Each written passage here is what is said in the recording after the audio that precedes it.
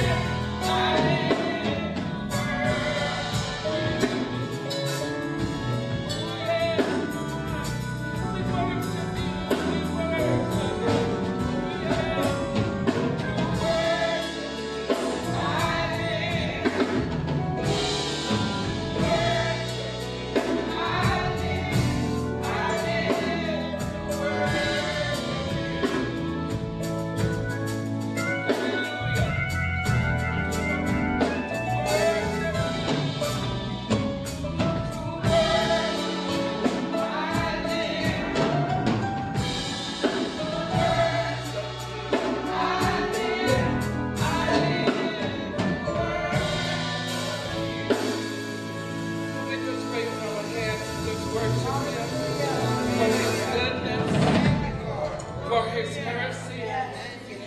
Thank you, Lord. Thank you, Lord. Thank you, Lord. Jesus. Jesus. What a wonder you are. Thank you, Lord. He's a wonder in my soul. Amen. Thank you, Lord. Hallelujah.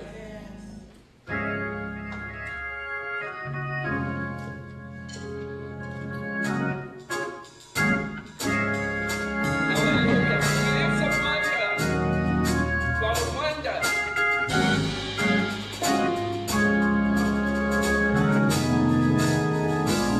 Hallelujah.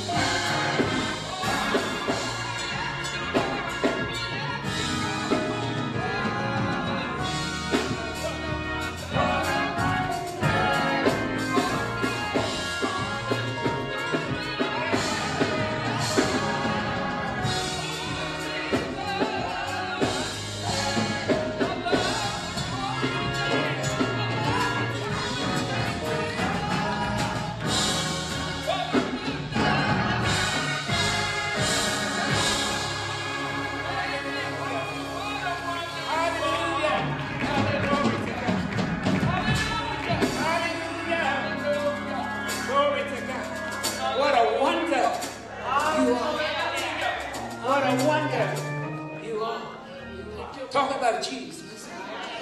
Jesus. What a wonder. Jesus. What a wonder you are. Praise the Lord. Hallelujah. Hallelujah. Glory to God. At this time, we're going to have our scripture reading. Let's start.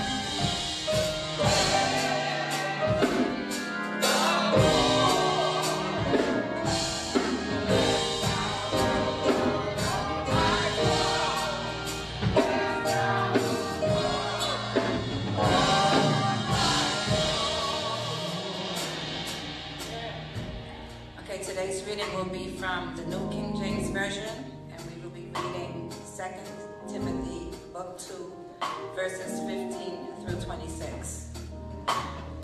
Be diligent to present yourself approved to God, a worker who does not need to be ashamed, rightly dividing the word of truth. But shun profane and idle babblings, for they will increase to more ungodliness, and their message will spread like cancer. Hymenaeus and Philetus are of this sort, who have strayed concerning the truth, saying that the resurrection is already past, and they overthrow the faith of some. Nevertheless, the solid foundation of God stands having this sealed. The Lord knows those who are his, and let everyone who names the name of Christ depart from iniquity. But in a great house there are not only vessels of gold and silver, but also of wood and clay, some for honor and some for dishonor. Therefore, if anyone cleanses himself from the latter, he will be a vessel of honor, sanctified and useful for the master, prepared for every good work. Flee also youthful lust, but pursue righteousness, faith, love, peace, with those who call on the Lord out of a pure heart. But avoid foolish and ignorant disputes, knowing that they generate strife. And a servant of the Lord must not quarrel, but be gentle to all, able to teach, patient, in humility, correcting those who are in opposition. If God perhaps will grant them repentance, so that they may know the truth, and that they may come to their senses and escape the snare of the devil, having been taken captive by him to do his will. The word of the Lord is blessed. Amen.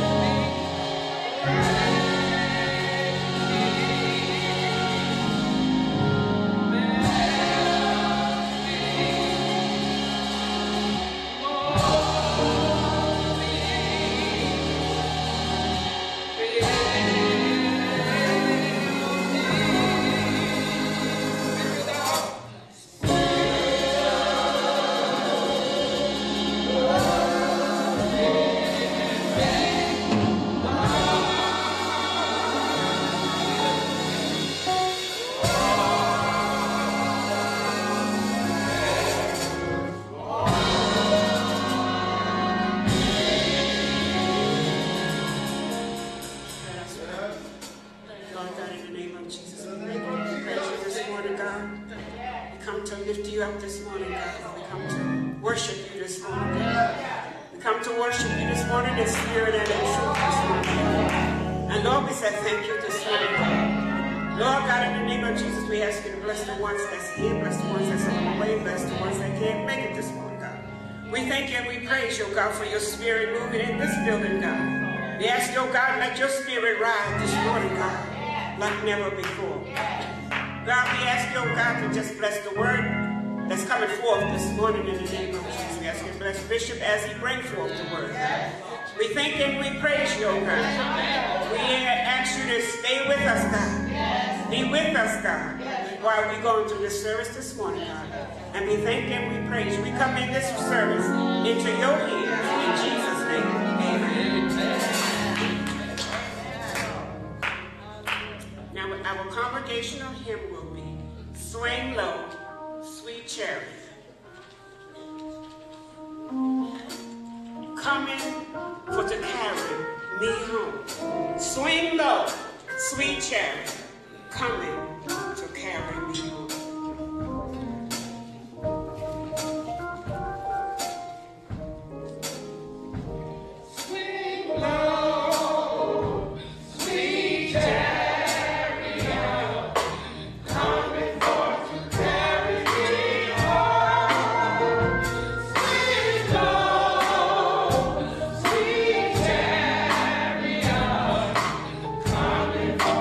Carry me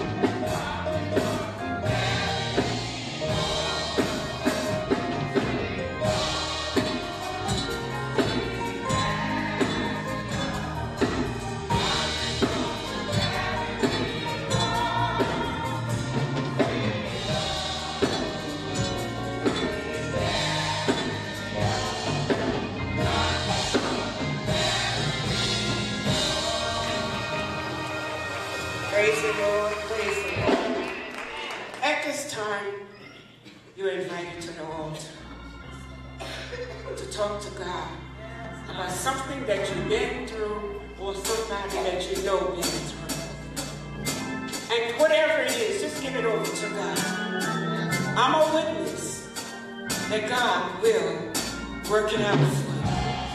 As one songwriter used to say, I'm a witness for Lord. I'm a living testimony.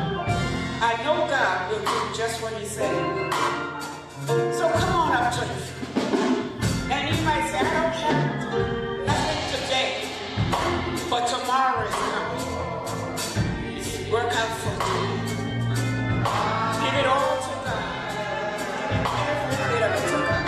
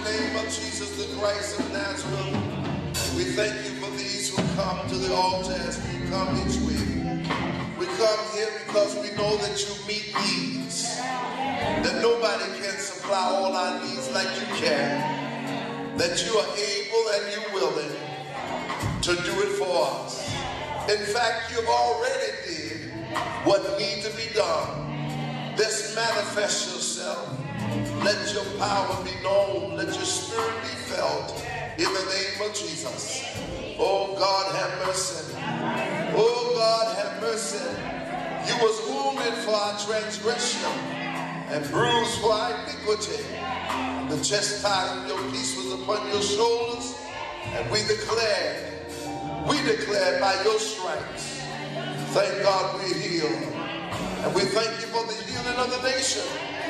We thank you for the strength that you have given to us. Bless us, we pray. Let the will of the Lord be done. Let the strength of God be had, and the glory of the Lord be revealed. Have your way. Have your way. Have your way. Oh God, we thank you. Oh God, we thank you. Oh God, we thank you. Oh God, we thank you. Oh God, we thank you. Oh God, we thank you. Oh God, we thank you. Oh God, we thank you. Oh God, we praise you. Oh God, we lift you up. Hallelujah. Hallelujah.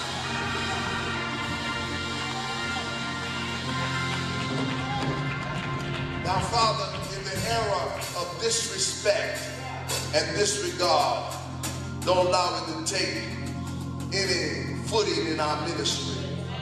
We're going to eradicate it in the name of Jesus. It will not be tolerated, regardless of how gifted a person is. The devil is a liar. Help us deal with it now. In the name of Jesus and the blood of Jesus. Look at somebody and say, hallelujah. Tell somebody it's already done. It's already done. Praise God. Rock. Whoa.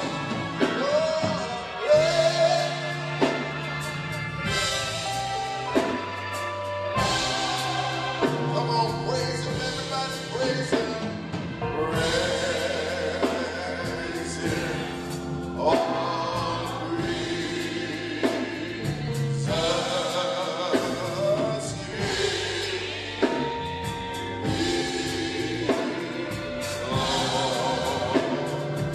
everybody say praise him.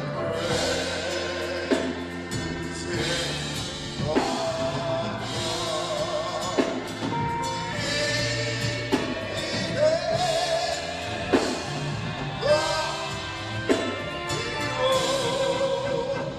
Everybody come on and say praise him.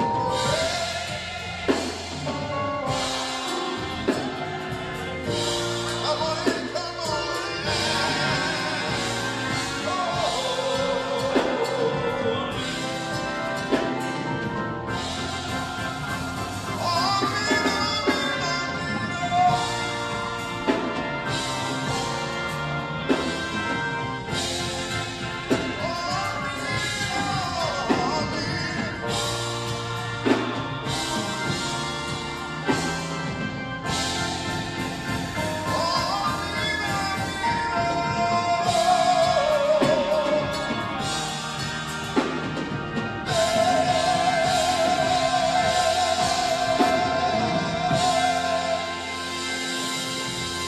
Look at somebody and say, the Lord is doing it right now. Tell him it's already done. Hallelujah, already done. Come on, come on, come on. Lift up. Come on, lift up your hand. Yeah.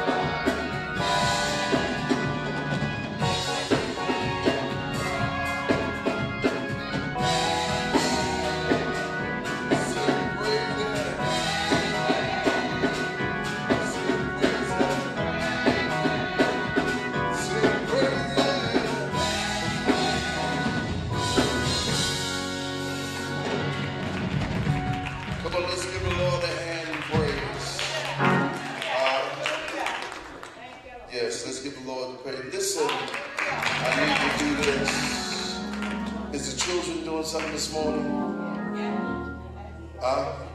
Okay, amen. All right, the choir going to give us, we have, at 11:15, we have the interview. This is Black History Month finale. And we are culturally aware of our blackness. Everybody say it loud. Say it loud. I'm black and I'm proud. I'm black and I'm proud. Say it again. Say it loud. Say it loud. I'm black. I'm black. And I'm proud. James Brown said it well. Say it loud. I'm black and I'm proud. Phyllis Wheatley, in her poem, On Being Coming to America, talked about blackness as a diabolic dye. And to a certain point, because she was in colonization, she was colonized, she didn't particularly like how her blackness was being treated. She was dark. They call it coal black. But she saw blackness not as a defect, but blackness as an asset. So say it loud. I'm black and I'm proud. So say it loud. I'm black and I'm proud. Choir's going to give us their ministry song, and then we're going to move forward. I want y'all to sing one, and then we move subway into our lesson today. Amen?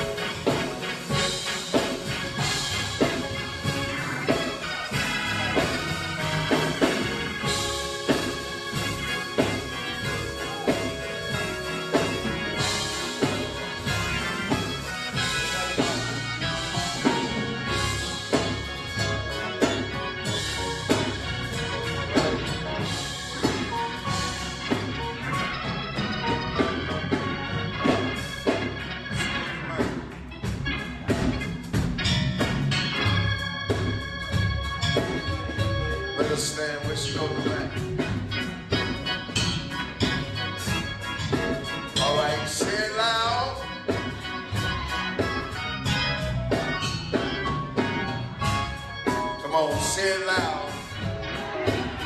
All right. Listen. This is my Bible, God's holy word. It's a lamp unto my feet, light unto my path. I am what God says I am. I can do what God says I can do because the promise of God belongs to me. I trust God's word. I believe God's word. Good morning, friendship. I can't hear. I said, good morning, friendship. This morning, I am delighted. We're doing a little thing. That's enough, Mike. I got an interview. This morning, I am delighted. I guess you noticed when you came into the sanctuary, you saw these large portraits. And a few weeks ago, as you know, one of the things as an African American that we must be culturally aware and we must embrace artistic abilities of African people. You may be seated. Every year in Harlem, there is a Harlem art display, and there's artists, black artists from around the country that emerge.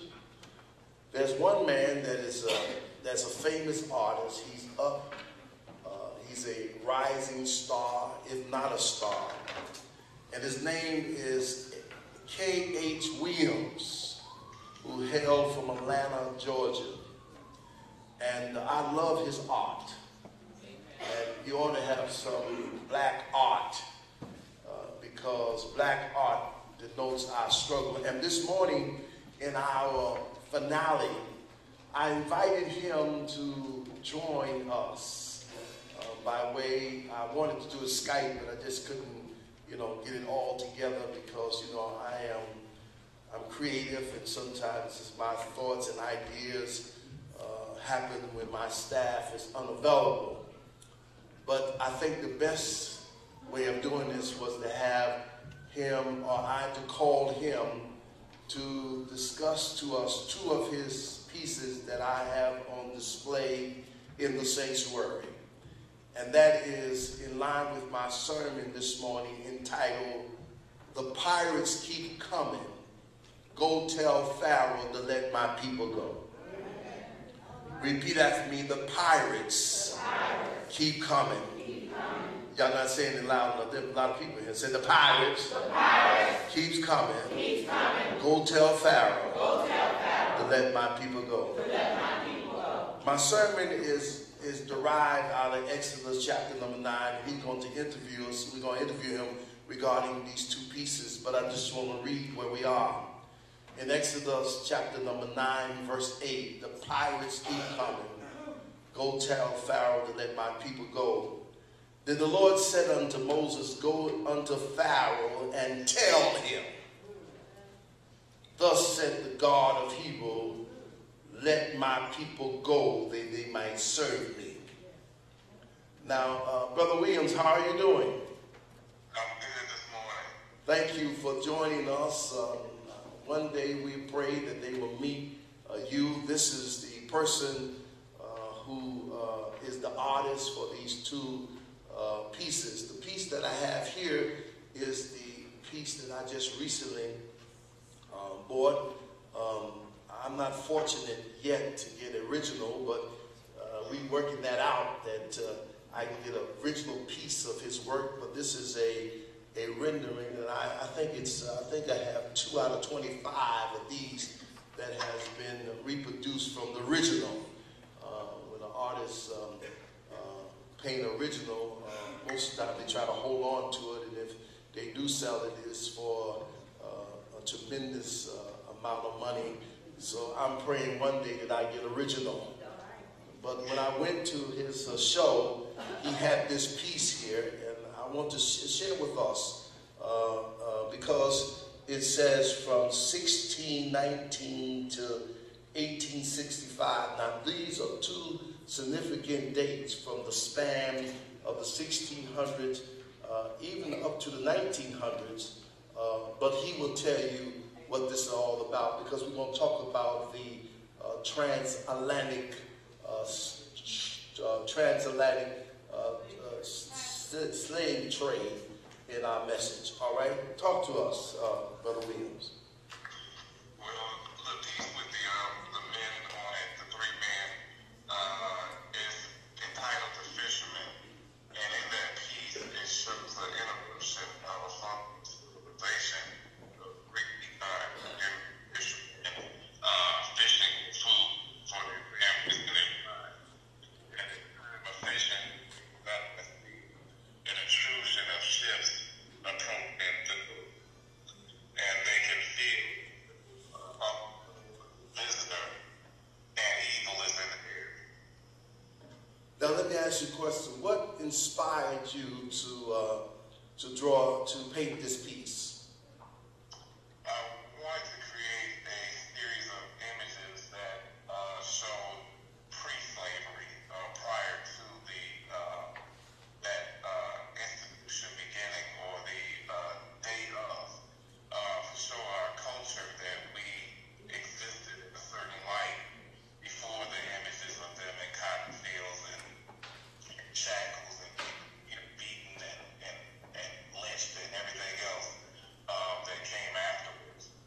So I wanted to give a different vantage point of us as a people to Africans and African Americans and also to other cultures so that they can have a more well-rounded viewpoint of us as a people. Now, why did you paint them pointing to something, a ship? Because they had never seen ships of that size. So, it's like, seeing, God's little monster approaching, it's massive. So they were alarmed, but they were also trained to guard and defend and to fight. So they know that that's an unwanted visitor. An unwanted visitor. And so now I also noticed that while they were pointing, they had nets. What was that about? Well, their nets is because they were preparing to go out into the ocean and to fish, but they find themselves becoming the catch. Ooh. Wow. Say that again now. They like that. Yeah, they were out to fish, but they find themselves becoming the catch. They weren't the only fishermen present. So these men who was on the boat was fishing for them while they were fishing for fish. Correct. And so now these men become their prey. Exactly. What else? Now I noticed the colors that you use in depicting this. Tell us about these various different colors that you use and why did you use them?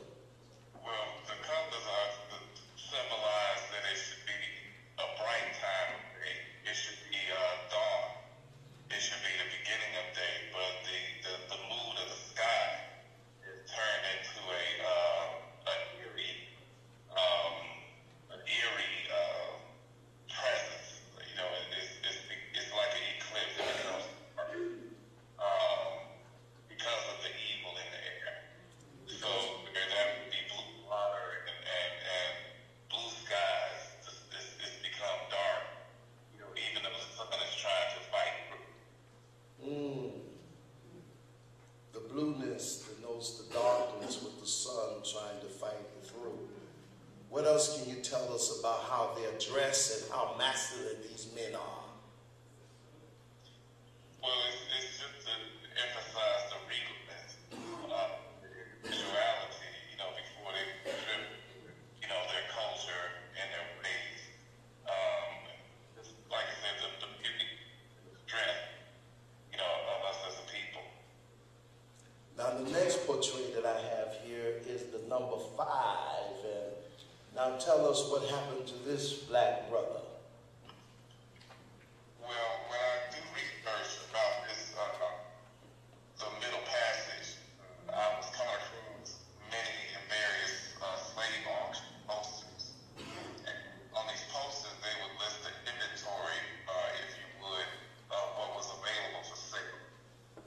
And they would have 15 men or 16 girls, and so on and so forth. And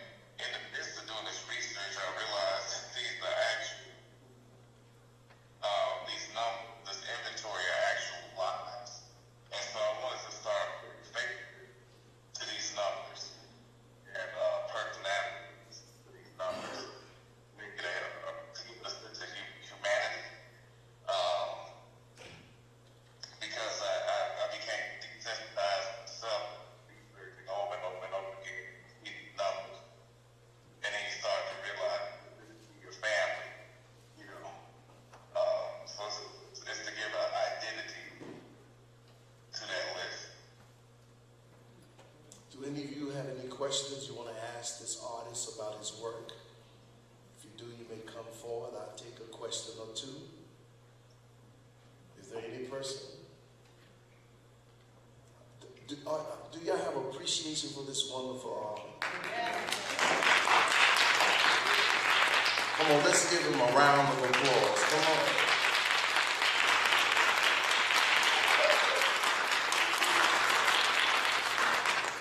And when I talked to him, he'd never been to art school. This is a gift. Wow. Is that right, brother? This is a gift that God gave him, and he has done. And you need to look for his work. A.H. Williams. Hopefully he'll be in town again, but his work is everywhere. I was in New Orleans at our clay, Omega Psi Phi Fraternity National Clay, and I saw his work, and I said to him that his work is quite pricey with dealers. He himself is not as pricey as he is, so his work have great value. But thank God for this black man who paints on canvas our story, and he painted accurately.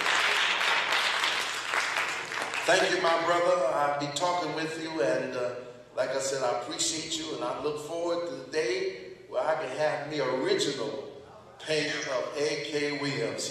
I'm serious about it. Give him a round of applause. Come on, everybody, on this grand finale.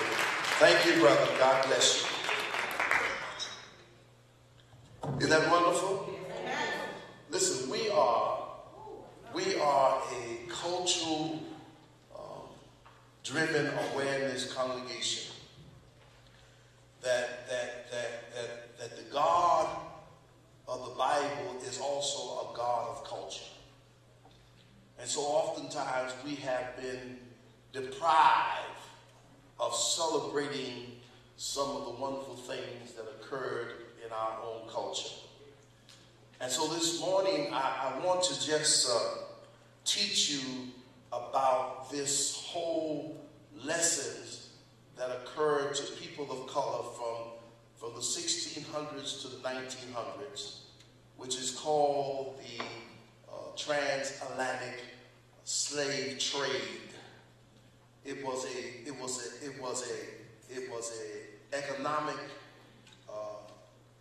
an economic empowerment of the Europeans that they used to build the Americans. And I also want to say to you, though we look back at history and say how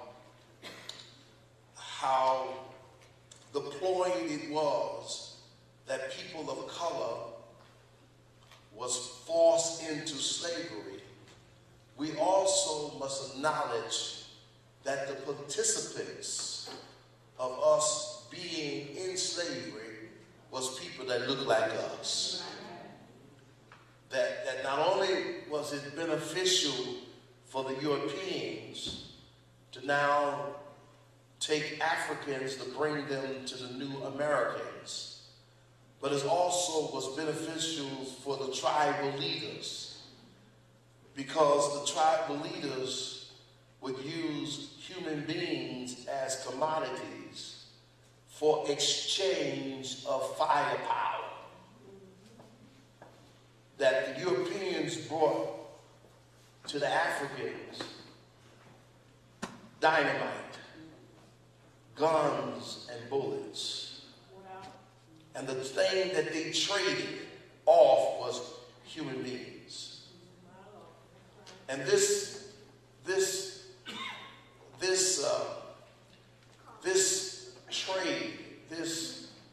trade began as a means of building economics in the Americans. Now think with me, slavery did not just begin with Europeans, but it also began, the first record of slavery started with the Portuguese. And these Portuguese people, many of them have some of our resemblance in terms of our shade. They were not Caucasians per se, but they had melanin in them, like we have melanin in us.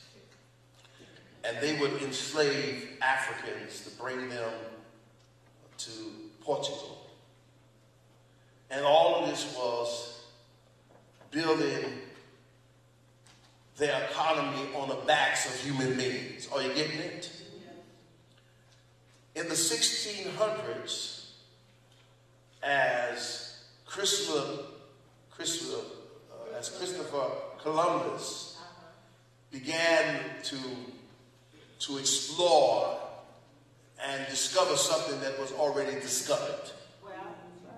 Because the Americans had natives, Indian people, that was the first occupants of this new undiscovered world that Christopher Columbus said he discovered. But when he discovered that, he also discovered when he landed in this hot hemisphere that Europeans didn't have the wherewithal to withstand the heat. That the climate and the atmosphere in Europe was dreary and cold and mild. It didn't have intense heat. They discovered that sugarcane, that tobacco, and cotton could be grown in this hot hemisphere, but they didn't have the wherewithal to grow it or the harvest. They looked to Africa. And there in Africa, they found tribal leaders who was willing to participate and collaborate for their security, because in Africa they had ongoing tribal warfare. So their mean was to solidify and secure their base. And also this would bring economic capital. The pirates who came to the motherland, West Africa and Central Africa, they came primarily looking for cheap labor. They came looking for cheap labor to bring to the Americans to enrich them of the commodities that would be grown in this hot hemisphere. The tribal chiefs, their motivation was to solidify their base, to expand their base, and to eradicate their rivals. So they thought it was a win-win situation. Until the pirates would play tribal leaders against each other. And then they would take all the strong men, as these men are strong, place them in a ship in deplorable conditions, stack them top on top, allowing them to expel upon each other their wastes, and 20% of them wouldn't make it over what they call the mid-passage. Now listen very carefully. Listen to me very carefully. When they did this, the pirates, they had another plan. They knew if they took the strength of the Africans away from their motherland, that the Africans would be strengthless. And therefore they would go back to Africa and colonize Africa. Because African men who were strong and mighty was ripped from their motherland and brought to the Americans.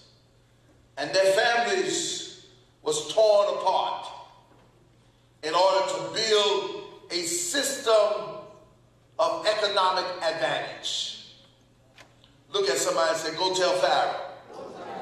Say it, say, go tell Pharaoh to let my people go. It's very important because this whole idea of this crab mentality has some deep roots that have been rooted in our culture. This idea of crab mentality, as I go up the ladder, once I get top of the ladder, then the people who are under the bottom, instead of you pulling me up, you pull me down. It was born out of this notion of these pirates taking advantage of the tribal leaders. They were thinking that they were securing their base by participating in this slave trade. But in reality, they were weakening their base in order for these pirates to come in to take their land.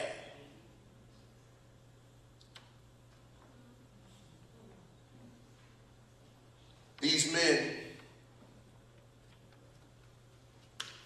who were enslaved fought hard, but they couldn't fight, because there's one thing that the Europeans had that they didn't have.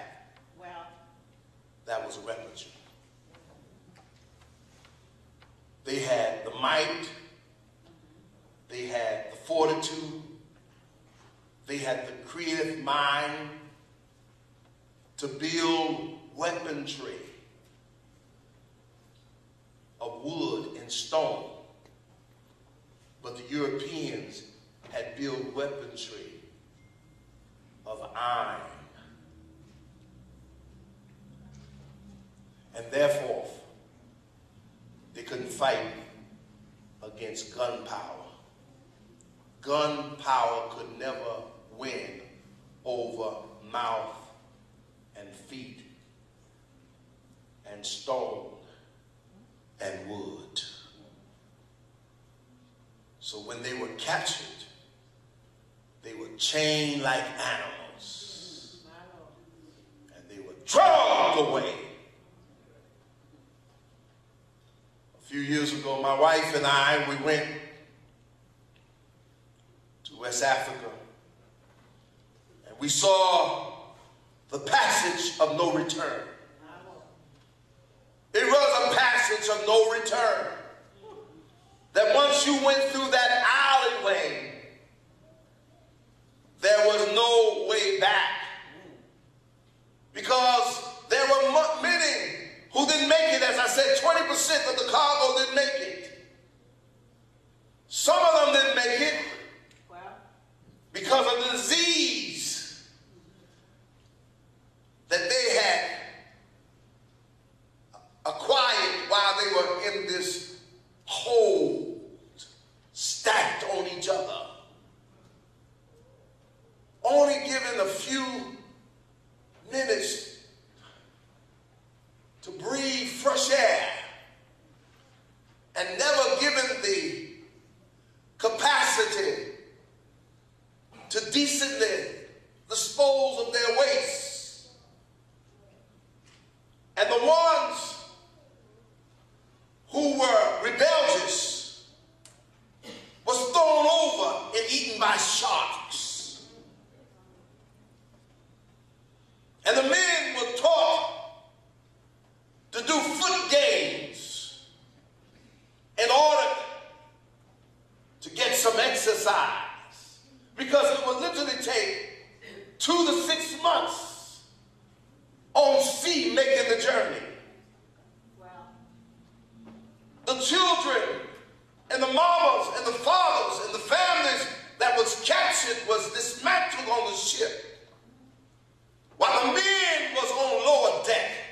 The women and children was on the upper deck, and the women was being raped freely by the parents. But somebody said, but there were some who refused to make the journey. And they themselves escape by throwing themselves overboard. Because in their mind they say that though my body may not return to the motherland, but if I would throw myself overboard, my spirit will return back from which I've come. Wow. They have a theology that you can destroy this body, but you can't do nothing with the spirit. I can't hear nobody. Wow. Here is a system. Here is a system that is built to exploit the labor of blacks. I told you there are significant because during the slave movement, America is now being built. It's being built on the backs of blacks. It is. And people of color. They did not forget their God. How many people are glad that no matter how difficult things is, don't forget who God is? Can you help me with this service? Say, neighbor, they did not forget their God. Say again, say they did not forget their God. They didn't forget that African God. In a helpless, hopeless, deplorable situation, they knew that the Lord would make a way somehow. From the 1600s, slavery. The 1800s is in full swing. The economics. I told you it was about economics. This transatlantic slave trade was about economics. It really was about economics. They took us. They dismantled us. They sold us as commodity. Look, they sold us. We were a number.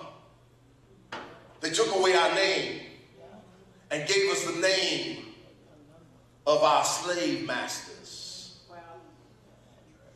That's why in Roots, that Kunta Kinte wouldn't take his slave master name, and he was whooped and beaten, but he knew that that was not his name. Everybody in here ought to know what your name is. They now being whooped, beaten. But something happened interesting in 1863. Wow. It was in the height of the Civil War. And the Civil War of the United States of America was about the slave trade. That's what the Civil War was about. It was about economics. Anytime any nation take another nation or oppress their people, it's always about economics. I want you to know it's always about money. Money is power. It's always about power. Anytime you have a coup or a takeover, the driving force is about who will control the economics. It's not always about they were frame it as is about being lifting the quality of life and making things better. But the truth of the matter is, it's always about who's going to control the Benjamin. The reason why most people engage in politics is really not about improving the lives of others. It's really about improving themselves. Who's going to control the money that I can benefit? I don't want y'all to get that twisted. You know, at Mount Vernon, we are now engaged in a heated mayoral campaign because there are people who want to unseat the current man because of his own personal problems and because the city is not headed in the right direction.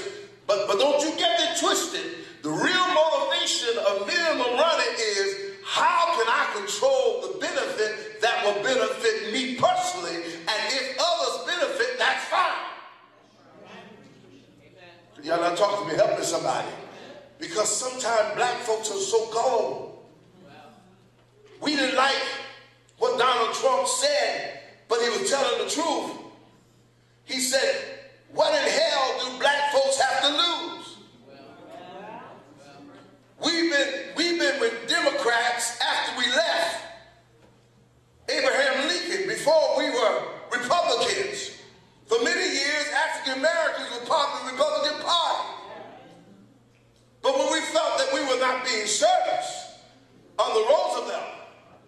when the New Deal came, we defected from the Republican Party and became Democrats. But if you look over the quality of life of African Americans, are we better off? If you look at our inner cities, most of our schools are failing. Crime is high because the level of poverty within our community is higher than normal. If you look at the new penal system, the new Jim Crow of the day is the penal system where brown and black by large is more incarcerated than the white population. And we will get long-term sentences with low-grade felony, where white children will get a slap on their wrist and go out and live their life. Look at somebody and say, go tell Sarah. You ain't talking to me, let my people go. Say it again, go tell Sarah to let my people go. It was about economics. And let me tell you, the problem now is in 1863, when they signed the Emancipation Proclamation, don't you ever get so happy that Abraham Lincoln was looking out for us. He was trying to save the Union. He was trying to save the economics, the power, the superpower. He was trying to keep it together. Robert Lee and his army had the South. The Confederate Army was a bunch of white supremacists who felt that we were less than human. Come on, talk to me, somebody. And then believed that all men was created equal. The only one that was created equal was white folks. So Abraham Lincoln, he did something to save the economic. Do you hear me? Slavery has always been about economics, and we're going to see that in Scripture. Always been enslaving people. Say, teach, Pastor. Have always been about enslaving people on the backs of building others. So 1863, the Emancipation Proclamation was signed, and January 1, 1864, we were free. But do you not know that only 15% of slaves knew they were free? The Emancipation Proclamation was signed in 1863, June 1863. In 1864, it was enforced. It was enforceable. But only 15% of people ever heard the word that they were free. That the news was kept from them because it would have a devastating riddle effect on the collapse of the economics of those who had slaves. Y'all not hearing me, somebody? It was only until 1865 in which the 13th Amendment was added to the Constitution of the United States that prohibits slavery anywhere that people believe they were slaves. And from 1865 to 1968, it was almost 100 years before the Civil Rights Act was signed by Lyndon Johnson. We were still fighting a system. Now, let me give you something about the biblical aspect of it, because there is a biblical aspect that overlay this historical aspect. In Exodus chapter number 9, God now says to Pharaoh, God now says to Moses, tell Pharaoh, let my people go. Now you should know, you probably heard me say this, that we talk about Pharaoh, we're not talking about an individual. We're talking about a system. that the word Pharaoh is equivalent to king, queen. So this is 400 years of enslavement of an economic system that built Egypt, which is the northern tip end of the continent of Africa, that people that look like us was participating in enslaving God's choice ones for economic gain. Help me, somebody say, it's about the Benjamin. Why ain't saying it? Say, neighbor, it's about the Benjamin. When you say you don't care about money, you're ignorant. I don't care nothing about money. That's the worst statement you can say. Because in this life, where your heart is, that's where your treasure is. That's what Jesus said. And then Jesus said, render unto Caesar that which is Caesar, and render unto God, come on, that which is God. So I don't care about no money. Lie, garbage, and trash. I don't care about having, I don't care about don't having. I don't care about my credit, lies, garbage, and trash, because everything in this life is built upon economics. Can I make this live? Even Jesus, after Jesus was led into the wilderness to be tempted or tested by Satan, one of the temptations that Satan did was to place Jesus on a pedestal and show him the kingdom of the world. Wow. And he said, all of these things I give you, if you just bow down.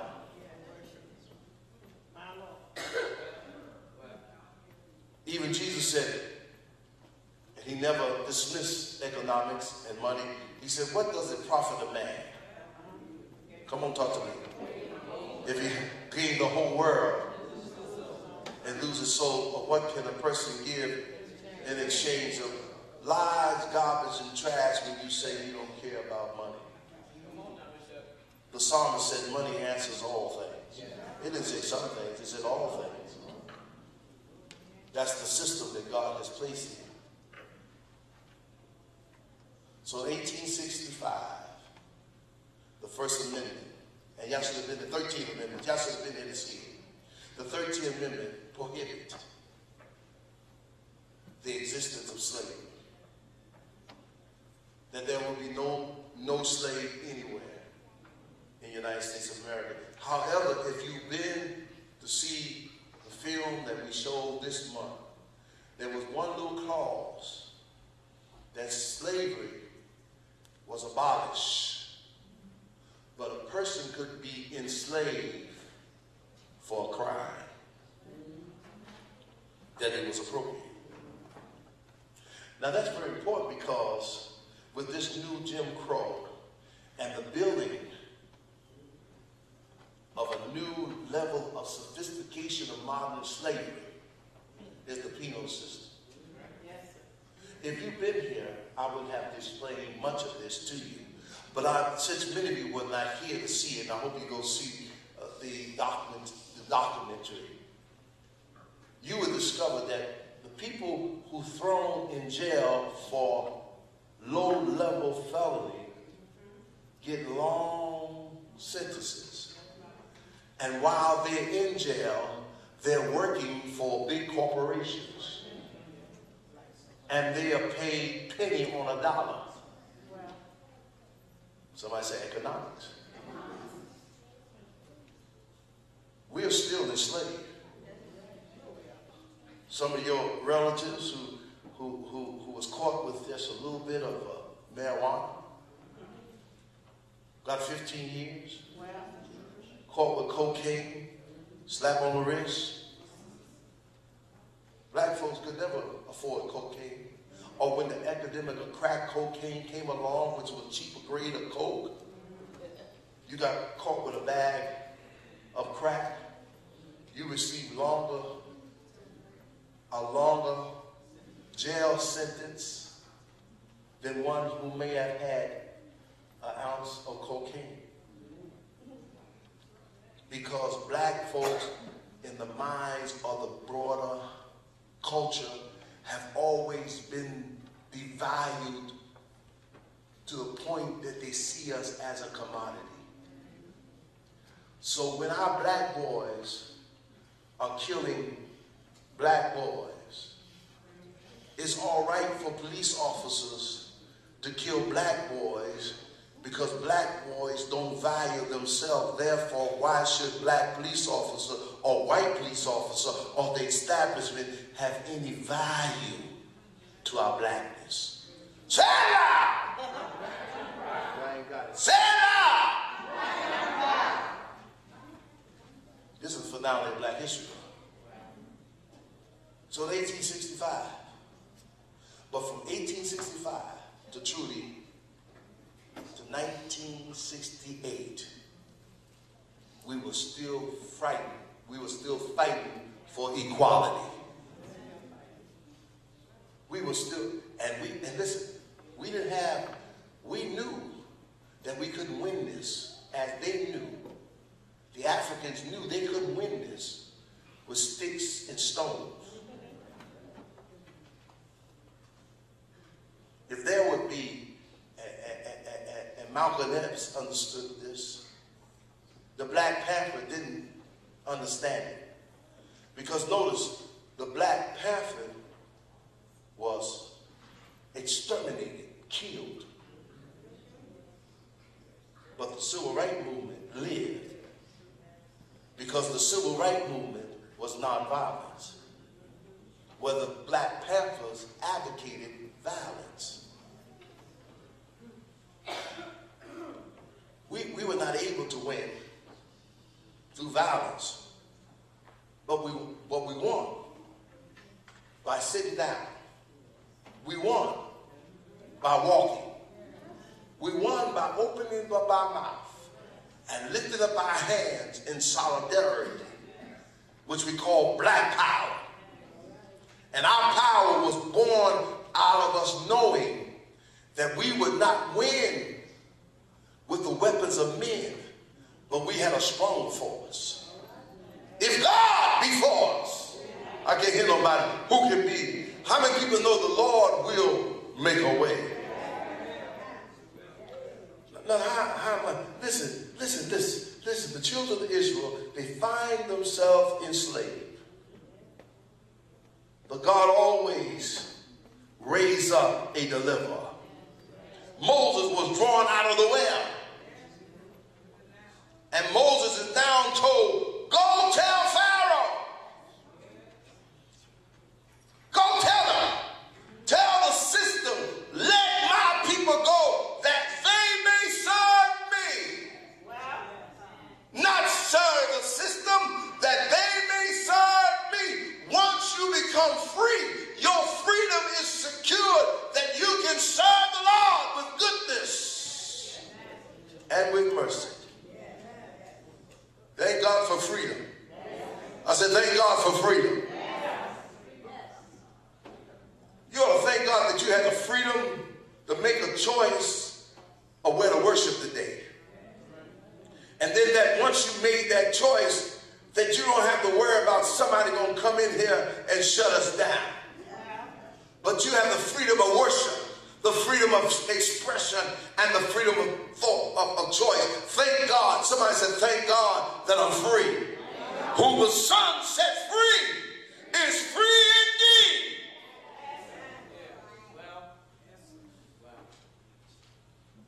I'm finished. This is what he said.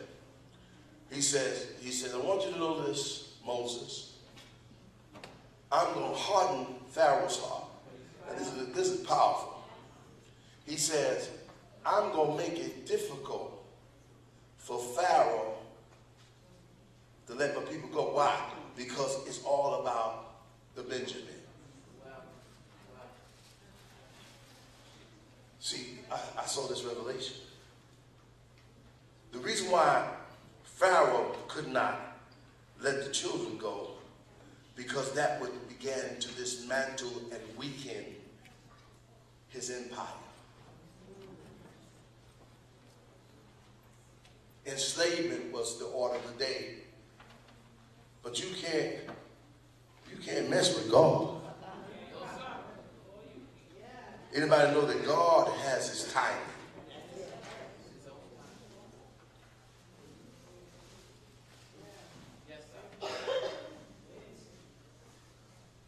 God told Moses, he said, "Hey, Moses," he said, "I heard, I've seen, and I felt." You mean tell me God heard, seen, and felt this enslavement? Yes. And I'm going to do something about it.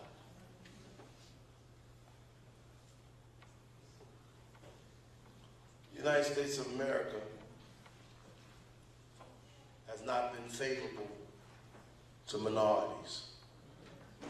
And even now, and many of us, I included, was under a false assumption that the election of a first black man to the White House would change decades of racism. I mean, when Barack Obama was elected, I mean, it was just people who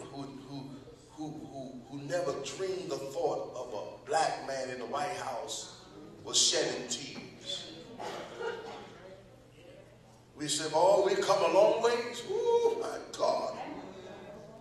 We on Main Street now. We done moved up to the east side. But look at somebody and tell neighbor, it was short-lived. Even Al Sharpton said to, hey, y'all, I don't know how it's going to be once Michelle and Barack and the two little black girls leave the White House. Nobody ever fathomed in their mind that we would be trumped by Trump.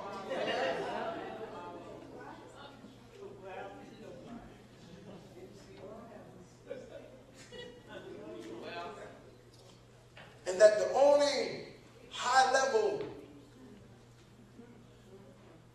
position that we hold is Ben Carson, who is the Secretary of Housing,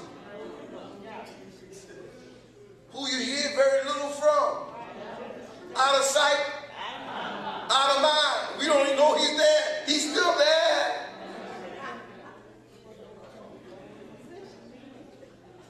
It's lily white. They window dress like they always do. The thing that happened to us, Brother George, this is what happened to us. In the 50s and 60s, all of us was in the same boat. We drank from the same fountain. We ate from the same counter. You black, go back to the back of the line. You black, your bathroom is in the back. Unclean, unkept. Ain't no bathroom. They told me the hotels wouldn't allow you to sleep in. You slept in your car and hope nobody came and hit you on the side of your head while you was on the side of the road sleeping. But soon as we insisted on the dismantling of segregation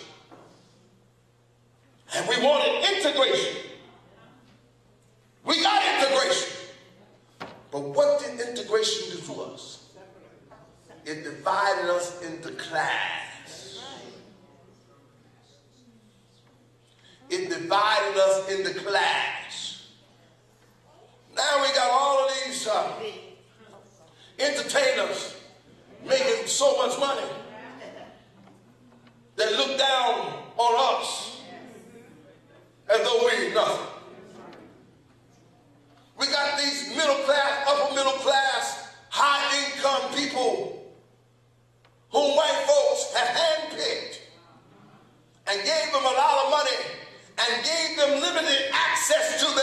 hear me, limited access to their world, limited access to the world, there still is the corporate ceiling. Just recently in the NFL, I think it's about 8 to 12 African American coaches. Now we're down to 2. Everything is looking white again. Everything's looking white again. When you listen to Trump's budget, he's taking more and more money away from the people that need it the most and giving more money to the rich. Oh, I'm just laughing now. How now people saying, I'm looking at my income tax return. It's less than it ever been. And the rich folks say, oh my God, it looks good now. The people that need it the most are getting the less. And the people that have the most are getting more.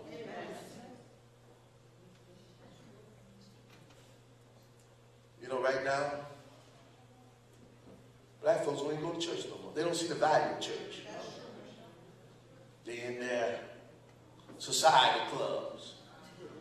On Sunday, we didn't have access to playing golf. They out on the golf range or the golf court.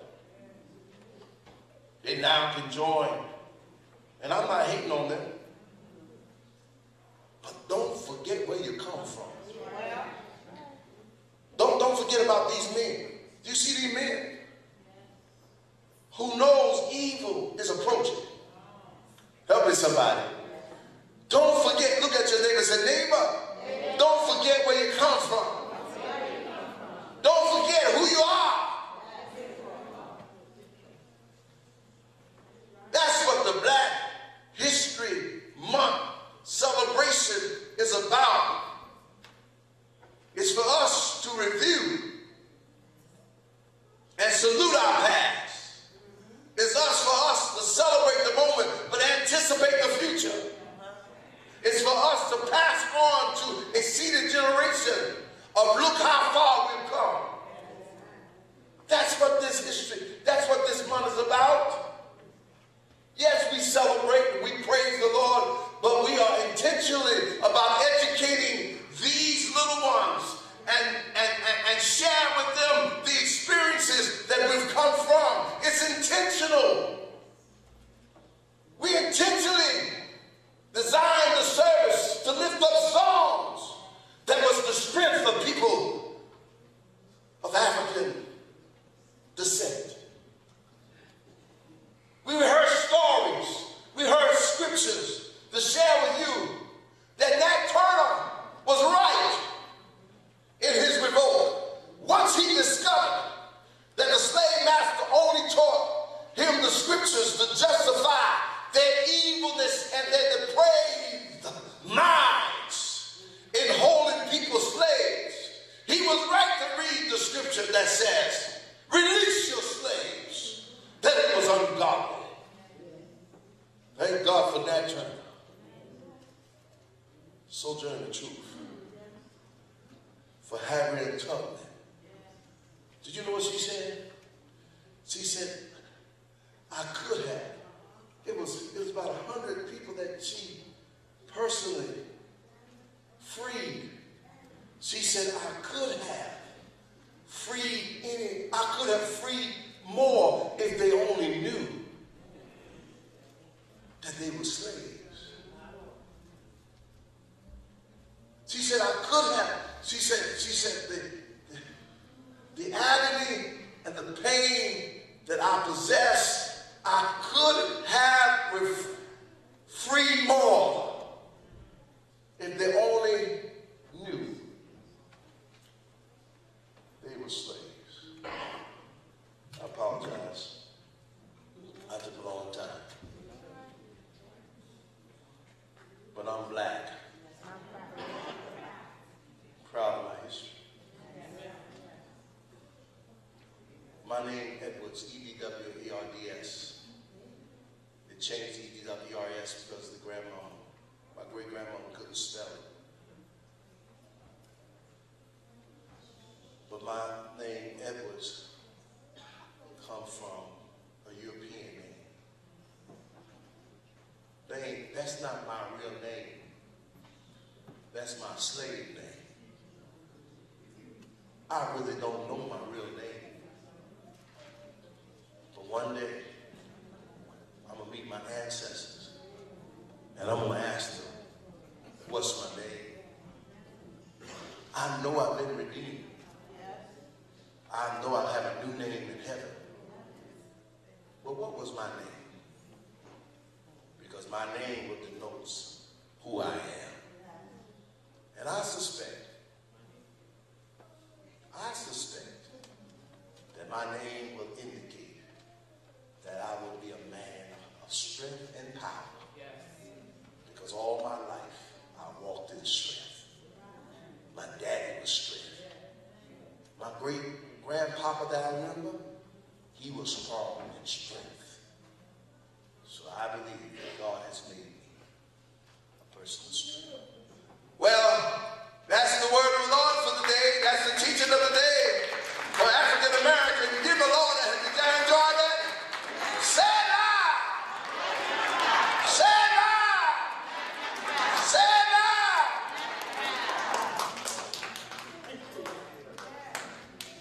Come play me something. Play me a black song, a white song,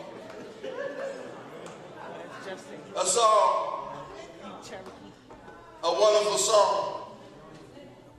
We're going to sing the song of our ancestors. And the song of our ancestors, give me a song of our ancestors. The song, oh, that's that one, the modern song. But we can sing it, I'm free, praise the Lord. Steal away, that's it, steal away. Put that up, steal away. I ain't got long, stay here. You know that one? Steal away, steal away, steal away. Jesus, come on, steal away, steal away. I ain't got long. Come on, steal away, steal away, steal away, steal away. Let's stand, somebody want to come. Steal away, I ain't got long. Oh, steal away, steal away, steal away, steal away to Jesus, steal away home. I ain't got long. Let me sing. African American churches, we give a lot of inspiration, but many churches don't give information. The hub of information, the depository of information for Jewish families, always their synagogue. They have synagogue schools and teaching ongoing their history. And so often we don't teach our children and we lose our history because we want inspiration without information. But if a people is to be strong and mighty, they need the information. Come on, let's sing Still Away. You want to join the church? We invite you to Jesus. Oh, the children gonna do. Keep rolling for the children. Oh, thank God. Come on now, still. Oh, still. Still away. Still. The children will come. Thank God.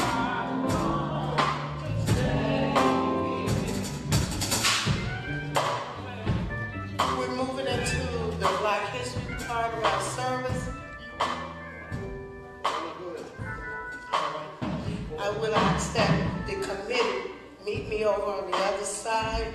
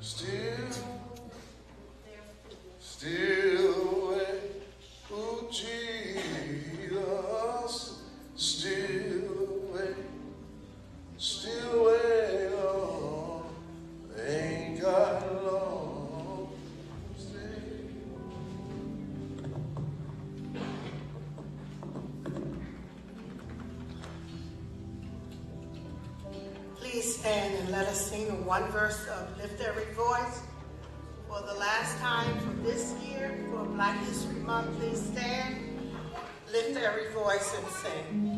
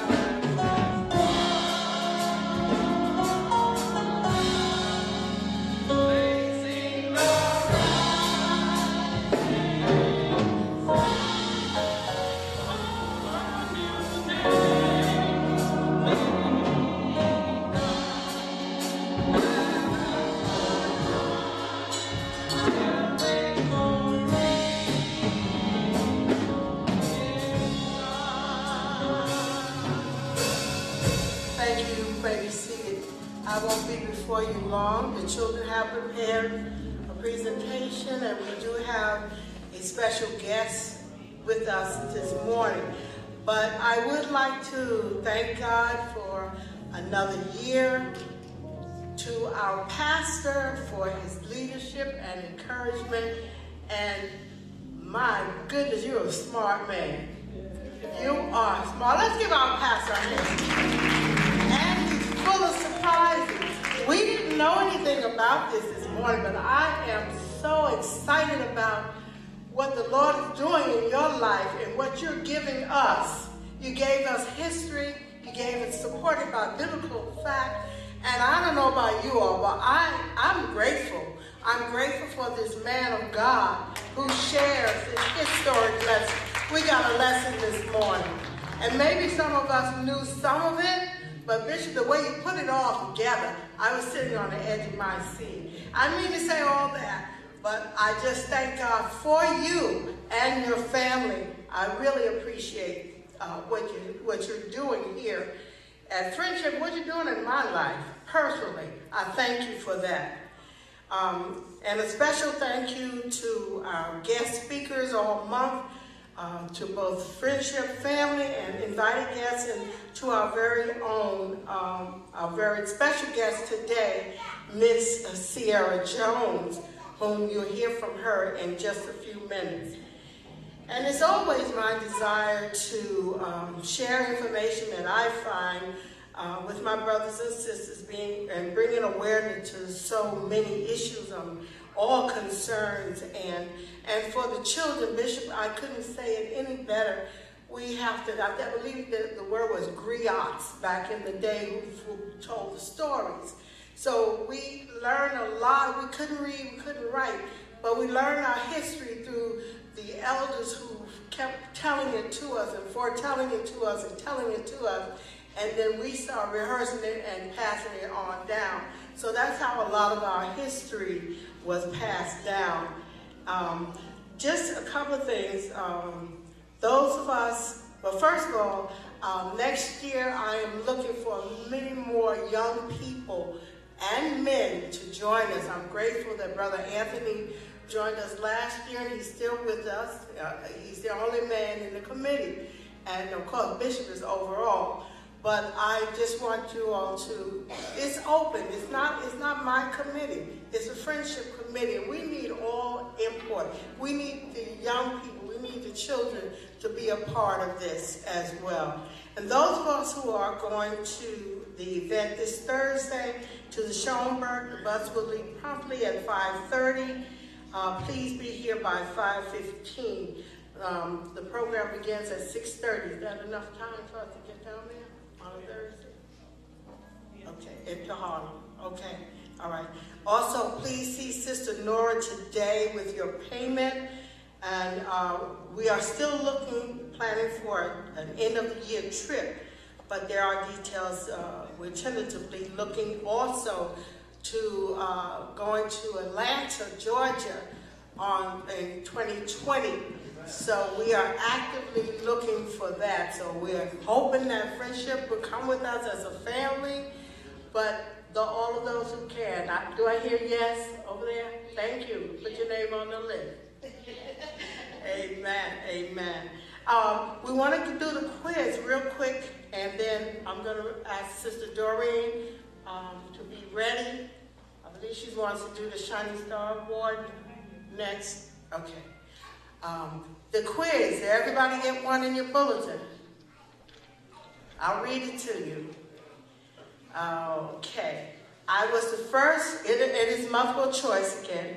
I was the first woman of African American descent and the first of Native American descent to hold a pilot license.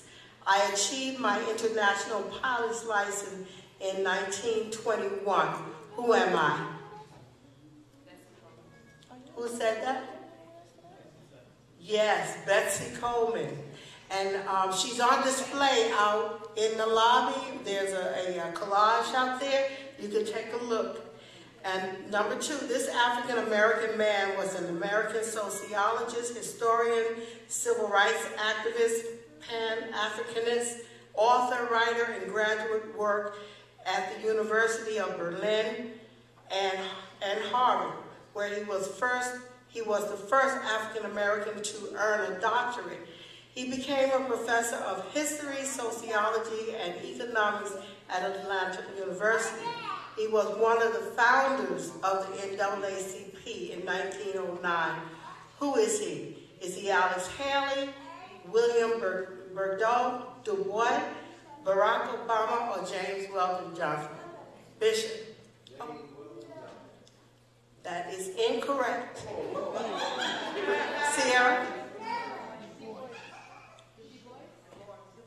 Number B? Yes, that's correct. And I know somebody got thrown off because we never see the full name. We see W.E.B. Du Bois. It's okay.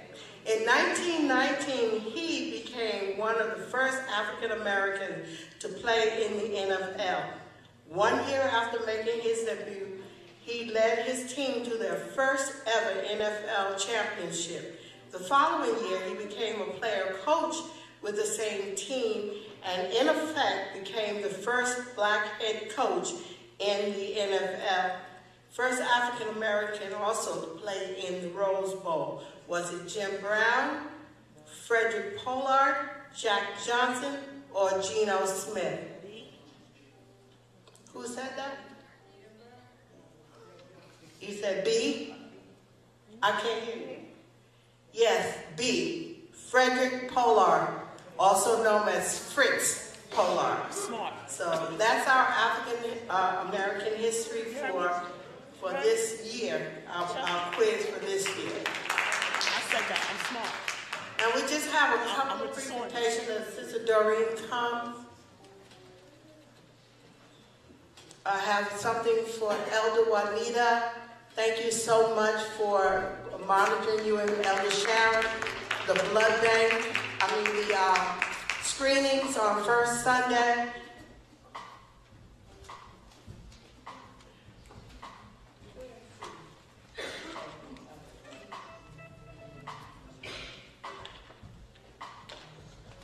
Elder Sharon's not here today. She's ill. I have something for her, and we will give it to her when she returns. Sister Margie Farrell. Come forward, Sister Margie. Sister Margie is not a member of the committee, but she fills in when she's asked, and she's always such a good bus hostess. She's always willing to do that. We're so happy for you. Thank you. And to my pastor, Bishop C. Nathan Edwers.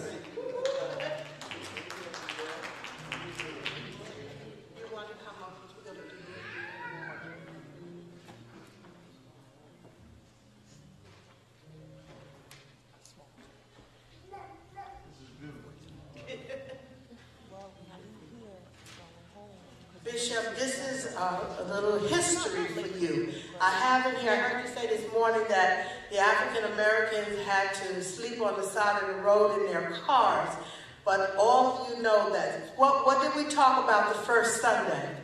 The Green Book. I gave you a Green Book. Thank you, thank you, thank you. Will the Black History Committee please stand for come forward?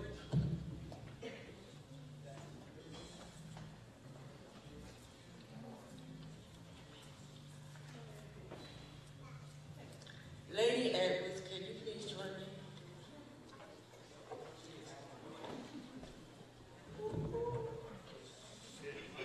It's that time once again, the 2019 Friendship Worship Center Shining Star Award. Our recipients are chosen based on their outstanding achievements, growth, accomplishments, persevering during challenges, overcoming obstacles, whether physical, environmental, and genealogical.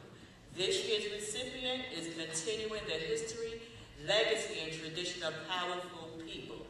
This year's recipient is truly a blessing to FWC and the world. She is faithful and tireless in sharing unique and creative gifts. God has blessed her with a living example of if I can help somebody along the way, Lady Sister Patricia Holt.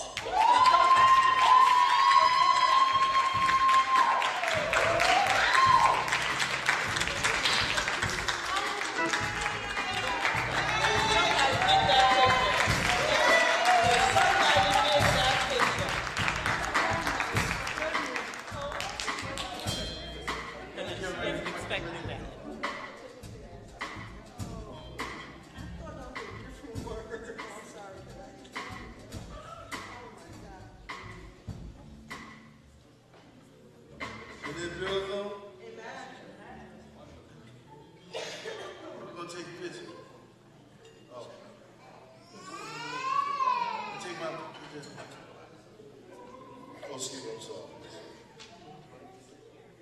Come on. Stand with me. Come on. Could be by yourself, baby. Come on. 1, 2, 3. Get that mic out the way. Hold on. You have to take this down.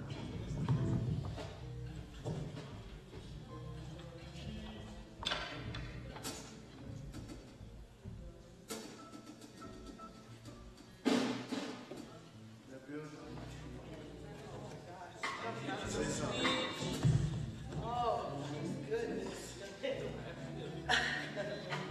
I am speechless. All y'all know that? All I can say is this is such a surprise. It truly is. And you're right, Bishop, I know how you cried when we got you. So I do. I feel very weepy. But I'm feeling very blessed, and I'm just so grateful. I have the greatest committee in the world and the greatest family as well. So thank you so, so very much. Thank you. God bless.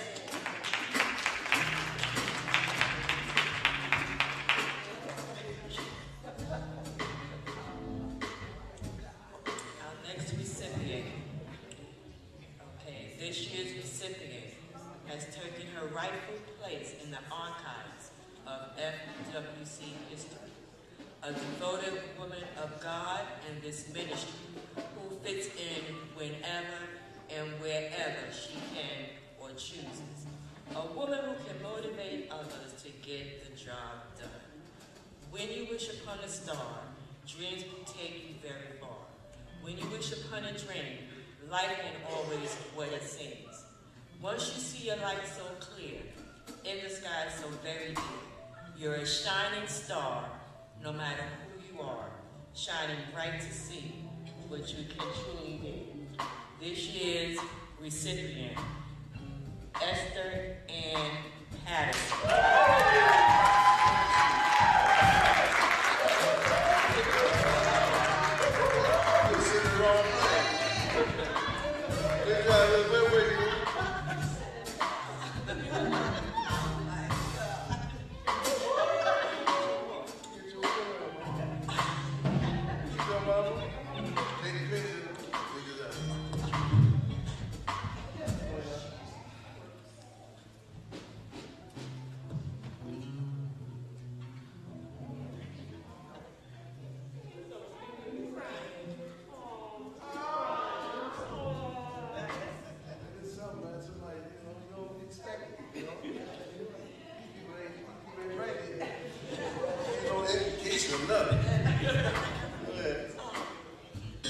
I'm just too shocked to say anything, but thank you, thank you, thank you. Isn't that real? Isn't that real? Looking like Jeff. I love this time of year. Okay, I have the pleasure of introducing a young lady I've known since birth. Okay, we do have another Shining Star Award for next week. She's a junior at the Mount Vernon High School, an honor student, a track star. She spends her free time writing poetry, short stories, and has been published twice in the book called On My Mind. She enjoys spending time with friends and her cat, Michi. I present to you Sierra Janelle Jones, a.k.a. Mimi.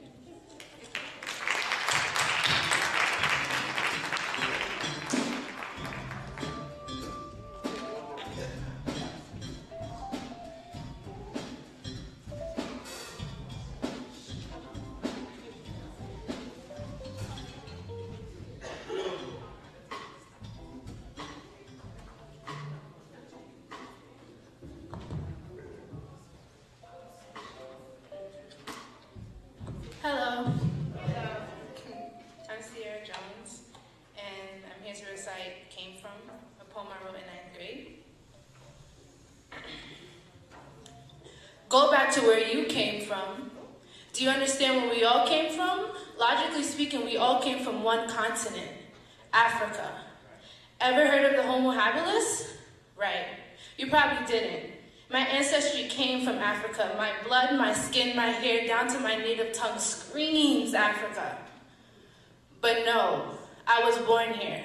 My mother, grandmother, and so on, born here until I get far back into my ancestry and see my family was not born here. They were taken, stolen from their homeland, and sold to the highest bidder. But no, go back to where you came from, right?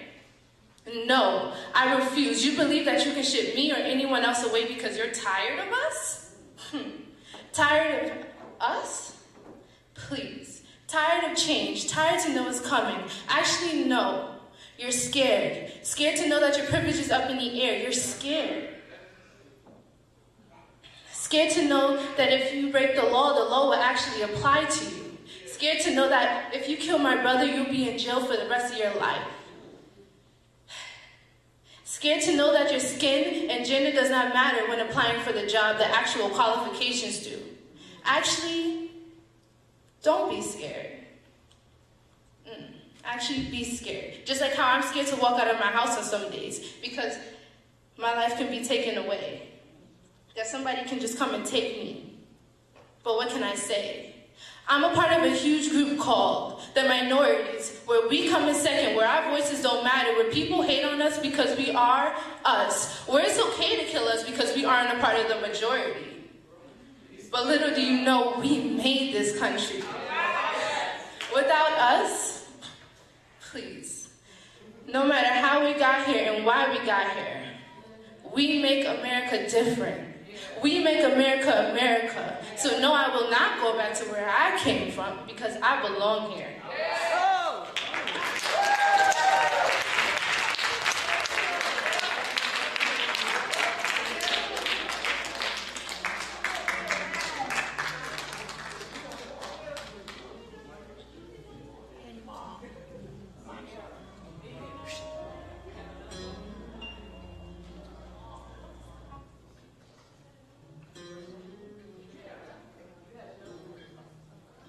Beautiful.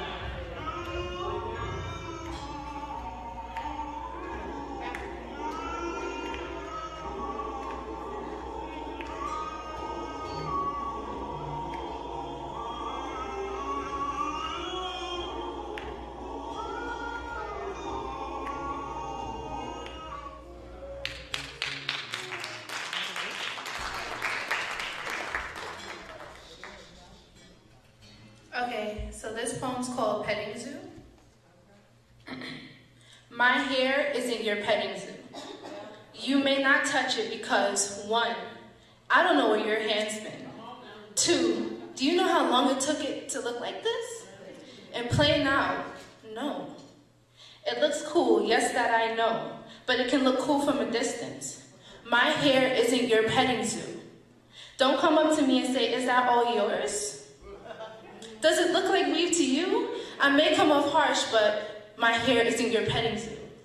My hair is the way I express myself. My hair is the way I remind you. I am African. I am from African descent. Africa is where generations before me lived peacefully. You see, these curls aren't just fun and cool to pull on. These curls are here to remind you how beautiful it is to be me, an African American. My hair isn't your petting zoo. Natural is beautiful. Just a hint. Don't copy it. Be your own. You ever heard of cultural appropriation? Yeah, that should be in your vocabulary. Bantu knots, not mini buns. Twist, not rope twist. Oh, the Vikings had dreads too. Cornrows, oh God, cornrows. If you're gonna copy, give credit when due. And don't tell me, oh, you wear weave though. That doesn't apply here. My hair is not your petting zoo. Shrinkage is real. Yes, indeed it is. Don't stretch out my hair to see its length. It's not all about that length. It's about the health, then you worry about length. I will flat iron my hair when I want to and not when you want me to. For the last time, my hair is not your petting zoo. My afro isn't professional enough for you? So would you tell every single person that wears their hair out they're not professional for you? Professional enough for you? Probably not. So don't come to me with that foolery. My hair isn't something you can have an opinion on because I'ma just break it to you. It ain't yours.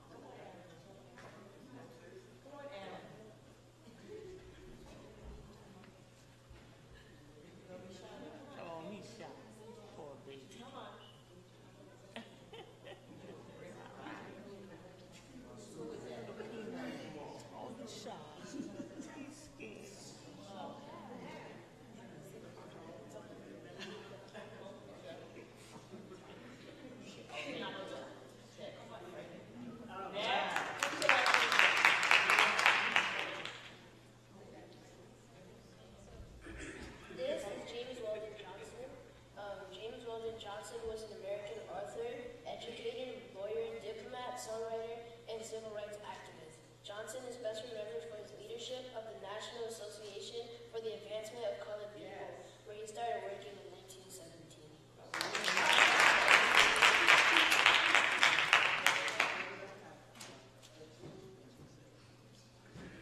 Frederick Douglass was an American social reformer, abolitionist, orator, writer, and statesman.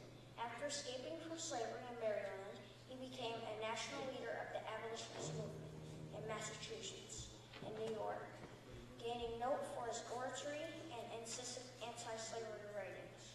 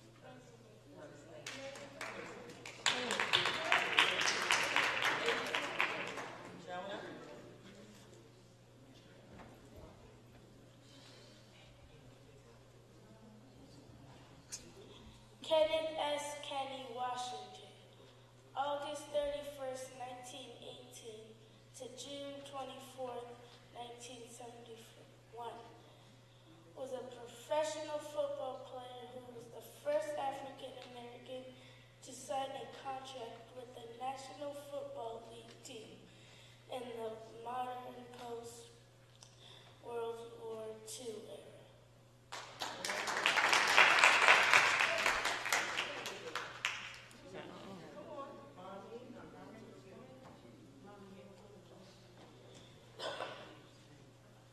You want to say it all?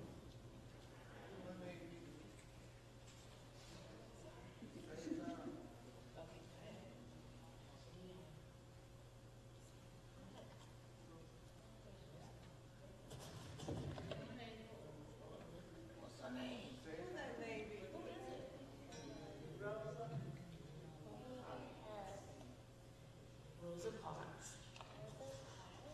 civil rights activist,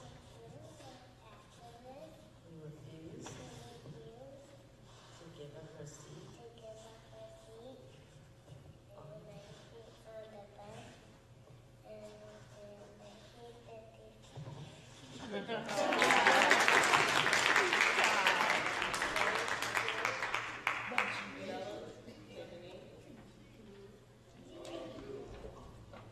ladies, finish high. What do we say? 1, 2, 3. Because of them we care.